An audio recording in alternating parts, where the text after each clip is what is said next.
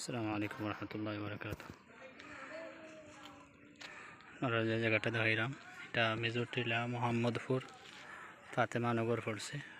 ওই লোকে ফাতেমানগর মসজিদ থেকে এই যে রাস্তা আছে, এদিকেও আপনার বাসা বাড়ি আছে, ভিতরে অনেক বাড়িঘর খোলা আছে। জায়গাটা হইল গিয়া এই যে কারেন্টের খুঁটি আছে, খুঁটির ঠিক উল্টা সাইড।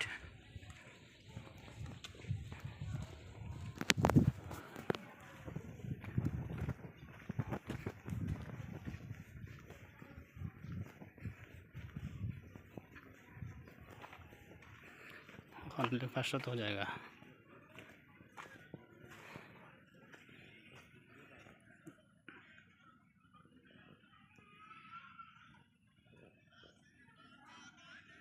বাউন্ডারি করা আছে, 4.5 লাখ করে দাম চাওয়া। জায়গা 5 ডিসিমেল, চতুর্দিক বাউন্ডারি করা, 20 ফুটি রাস্তার লগে লাগাইল।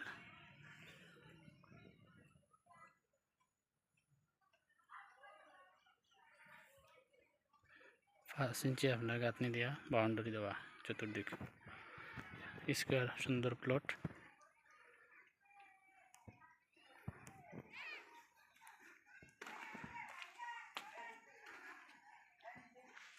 এদিকে সীমা, বাসার গেট পর্যন্ত।